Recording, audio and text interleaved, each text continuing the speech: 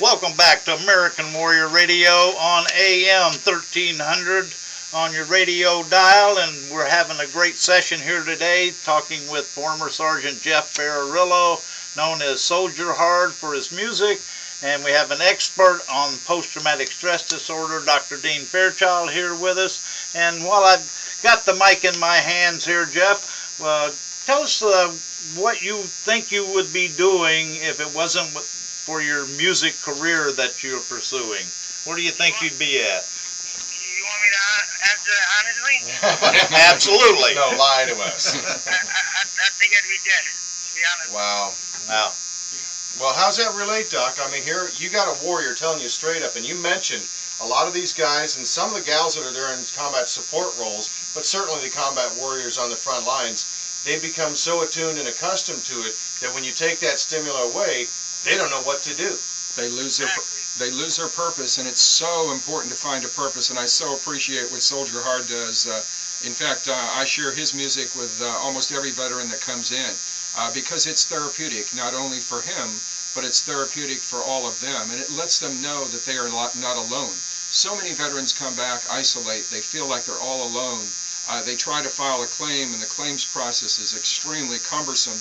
As I mentioned to Garen during the break, it's not just about the money. We know that a lot of times their economic abilities have been impacted, but a lot of guys will get the back pay and get the money when it finally comes through after a year or two or three, and they'll say, you know, I got that money, and it was, you know, I was excited about it for about 15 minutes, and then after that I realized I still had PTSD.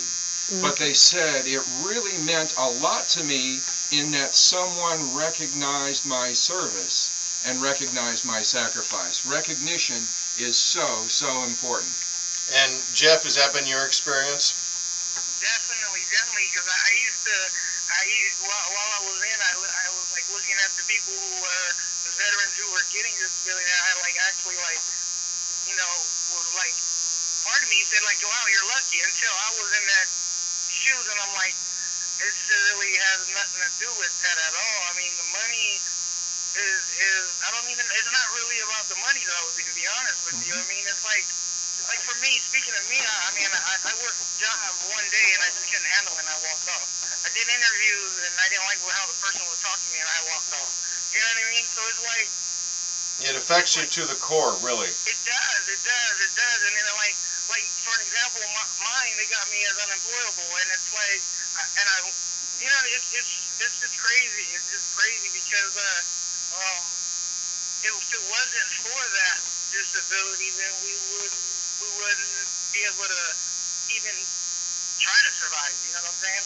Yeah, and I wanna talk just a moment about, because you have a very big impact on your audience, the folks that buy and listen to your music. On more than, I'm sure, numerous occasions, you get feedback and comments that your music has saved people's lives because of their ability to relate. And I'm not talking just the warriors themselves, but the spouses. You write music basically for the entire population of people that may be affected by one way or another regarding PTSD. But when you were out here and did a tour on the Space Coast, just for all you folks that maybe haven't heard, you listen to Soldier Hard every time you tune into American Warrior because he does the intro music for us, but if you haven't delved into his music, I'd encourage you to do so, because when we had you out on the Space Coast on a Veterans Day tour, literally Korean War, even World War II vets, and certainly Vietnam vets walked up to you afterwards with tears in their eyes saying they never thought they'd like rap music, and you opened up an entire new chapter in their lives as to how they can enjoy and appreciate music. And what is it your music focuses on? It just focuses on warfighters, veterans, and just talk about our issues.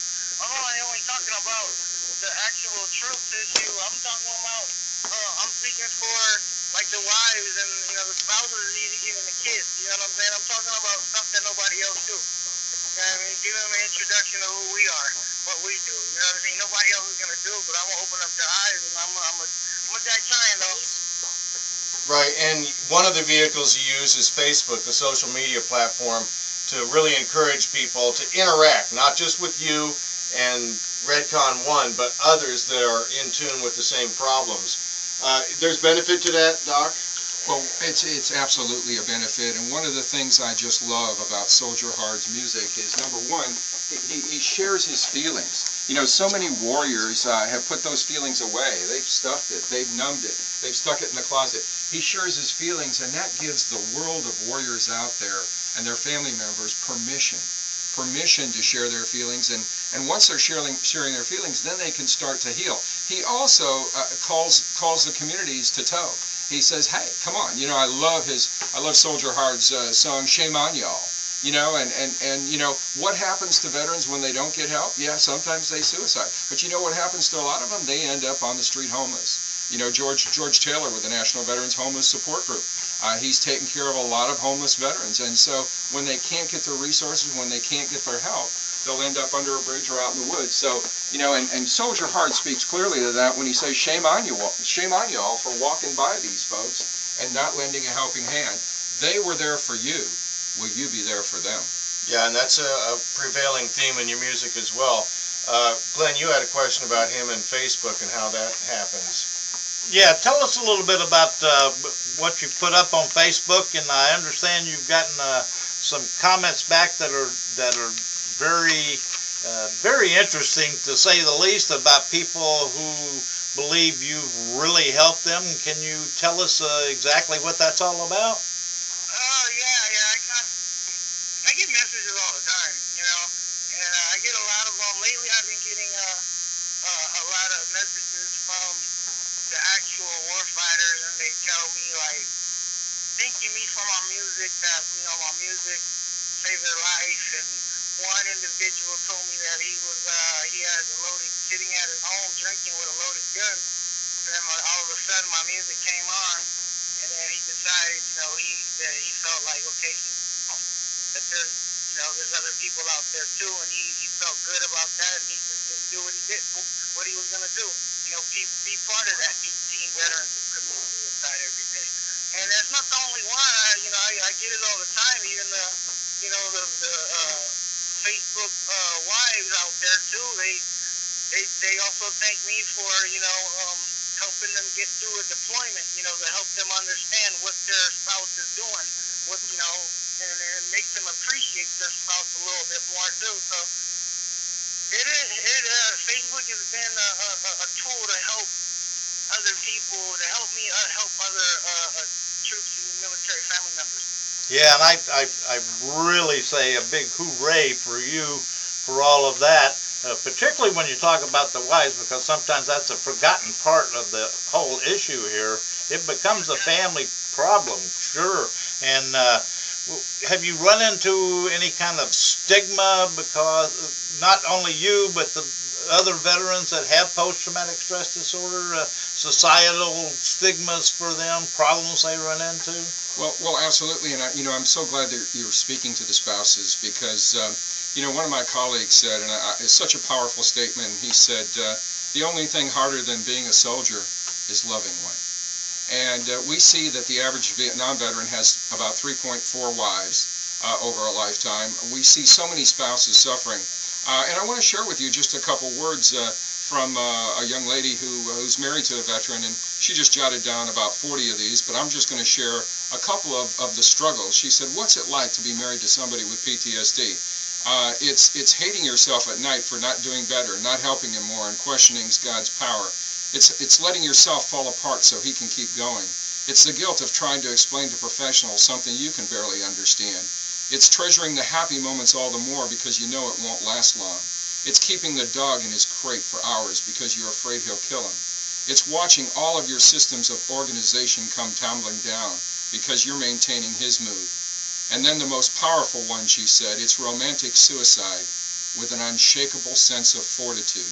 You feel like crying, laughing, screaming, and dying all at the same time, every day, no breaks. So our hearts go out to the spouses, girlfriends, lovers, in some cases husbands, and men of women veterans as well, in having to deal with the stresses of PTSD. Well, and that's a good point, Doc, because, Jeff, even in your music, not only do you address the spouses, but you pay tribute to the female warriors as well, those that are in combat support roles. What kind of feedback do you get from them? Great. You know, they're like, finally. I get it all the time. They're like, finally. Somebody's Finally recognizing someone us. acknowledges us. Yeah, I'm sure it makes a big difference. But getting back to that stigma, when a person gets diagnosed with post-traumatic stress disorder, we don't want our warriors who have struggled through the combats and multiple deployments to come back here and then face, a scarlet letter on their forehead that, oh, he's got a problem.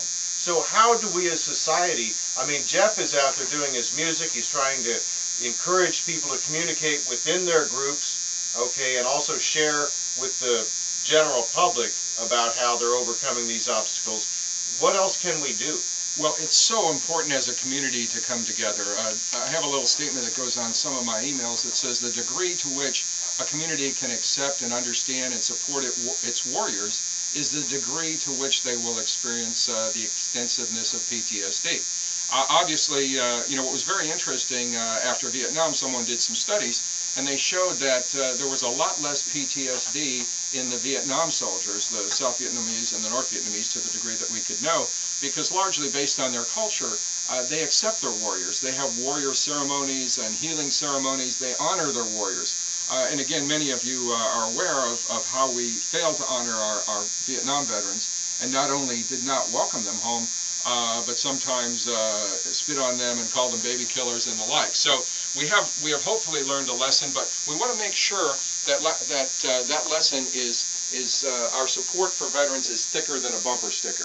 We can't just say, okay, we support our veterans, we've got a bumper sticker on there. We need to get out, we need to spend some time, we need to get involved right here in our own community on Veterans Day. At the football game at Vieira Stadium. They had a halftime where they took the veterans and marched them out in front of the crowd and had them do a right face, and the crowd stood up. It doesn't take much, it doesn't cost a lot, but it means a world of difference to be honored, to be recognized, and to be welcomed home. No kidding. And Glenn, you can relate, being a Vietnam vet. Yeah, I won't go into all the details of what I experienced coming back from Vietnam in the San Francisco airport, but it was, to put it mildly, it was distasteful to the max, and may have involved a little altercation between me and this person who spit on me. So, good Lord. You mentioned Veterans Day, just making it a regular pattern of honoring our warriors. AVET Project's second annual Veterans Day celebration is coming on November 11th. We'll be talking a lot more about this, but it's at the International Palms. Jeff, what are your plans for Veterans Day? Veterans Day, I'll be doing the Reno, Nevada first annual City Veterans Day celebration. They're going to shut down the whole strip. I was contacted by a councilman of Reno, and they invited me out there, so it's going to be a humongous event. They're going to have the parade, shut down the whole strip. They're talking about over 4,000 people there, so it's going to be a huge event, and I'm honored that they invited me to go out there for their first annual Veterans Day celebration. And it's good because right now it's 2012 and it's your first. yeah. This should have been your 50th or something. Oh, brother, Yeah, that's you a good point. took the words right out of my mouth. Yeah, but congratulations on being invited out there. That's wonderful. No kidding. It sounds like you're going to have a captive audience, and I wish you the best there. You're going to be performing, right? Yeah, definitely. They gave me the opportunity to have 30 minutes on stage, so there's going to be other artists out there too. And yeah, but I'll be the only military one, so I won't put on a show. Outstanding. Cool. I know you will. Well, and we really appreciate you joining us today on American Warrior Radio. I don't want to get into too much heady stuff here, and especially what you talked about, Doc, the suicide rate. But Jeff, you can relate to that as well, because I know you get messages via email and Facebook about warriors that are in trouble. What would you say if I mean, the suicide hotline is one thing, and I won't go into the details that Glenn and we explored this, and we actually got put on hold, folks. Apparently they've made some progress and actually made it veteran specific by hitting a different extension number. But when you find, and folks, for those of you that don't know Dr. Scott Fairchild and how dedicated he is and his practice is to serving the needs of our veterans, well, get a clue, because this man is really doing the hard work. When you get a client, a patient, whatever, however you address them, a warrior comes to you, and they're in a bad way, and they're literally hopeless, what's the first thing? Maybe we're not all clinicians, obviously, but what can we do? What are the signs we can look for? It is so important to be their friend. It is so important to support them, to listen to them, to just stop and listen, to be there. I sometimes call it, it's kind of like Mosey therapy. You just kind of be around and listen, and when you're unable to do something beyond that, you just have to listen to them. Put your arm on their shoulder, support them, and be there for them. It's also important to get involved in your community and some of the organizations. We do have about 75 organizations in Brevard County that do support veterans. Get involved in things like a number of us were on the committee with Veterans Court, working with the good Colonel John Murphy, who's one of our judges who saw the insight and said, we need to do this. And now I'm very proud to say that we have one of the only Veterans Courts north of Miami in the state of Florida. What a Veterans Court does is it gives the veteran a little special dispensation, says we understand what's going on, let's get you into treatment instead of throwing you behind bars. Also getting involved in things like working with law enforcement. George Taylor contacted me the other day. We're meeting next Thursday with Senator Herodopoulos' wife, and we're going to work on a program to get into the law enforcement, into the sheriff's office. So they're very excited about this, the Melbourne Police Department, about getting all of their officers trained in how to deal with veterans and how to handle veterans as opposed to kind of charging in and jumping into control of the situation, which may actually cause them to hurt themselves or someone else.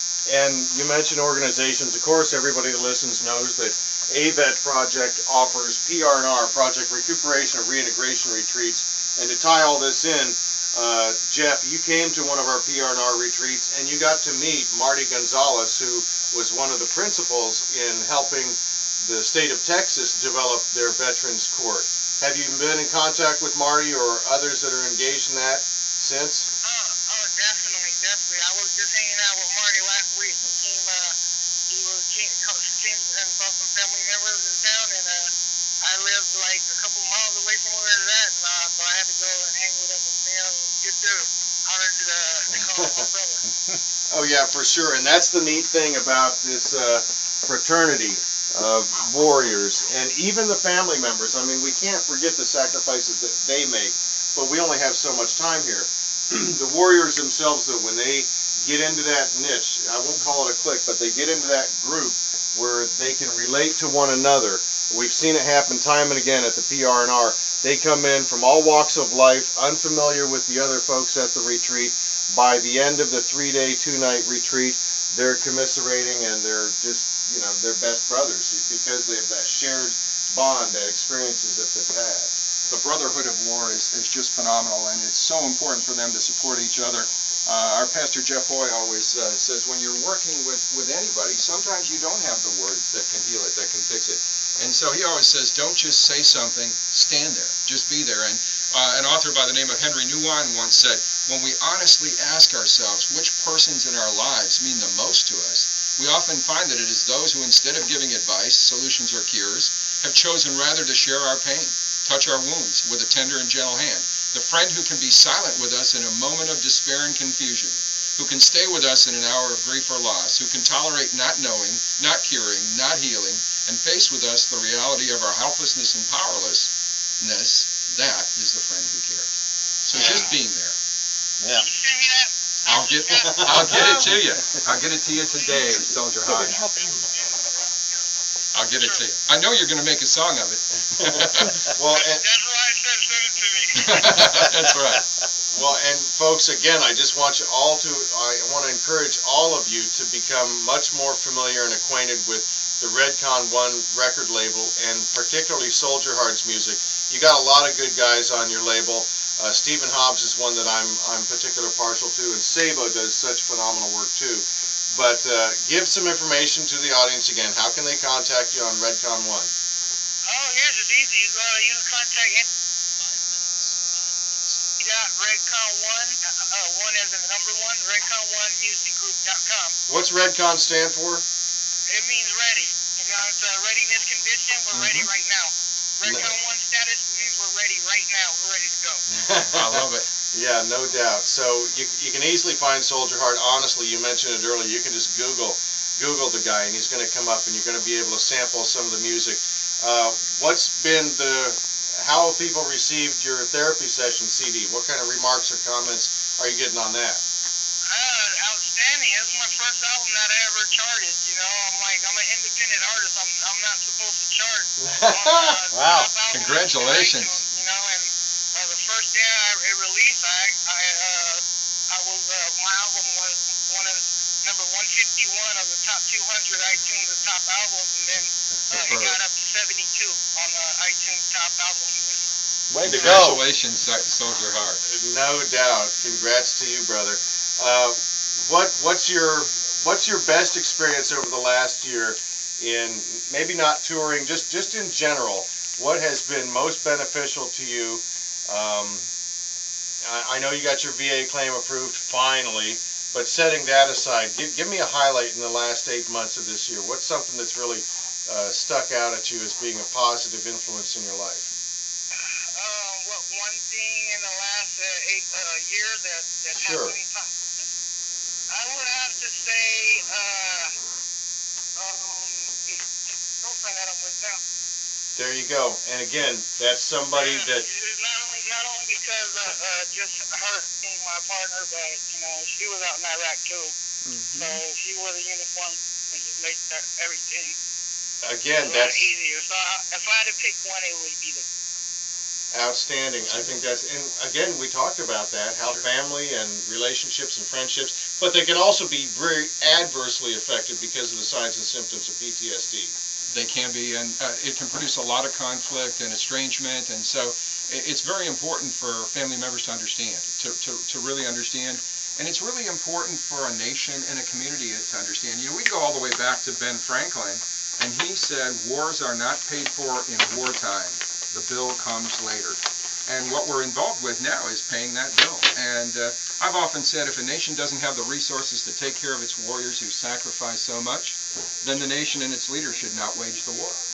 Folks, we have been listening to the music of Jeff Barrelero, a.k.a. Soldier Hard, from the Redcon 1 label. He's been with us before. He'll be with us again.